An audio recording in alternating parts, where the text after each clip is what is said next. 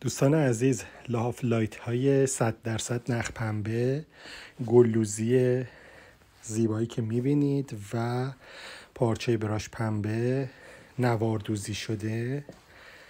نوار کار قابلیت ست داره.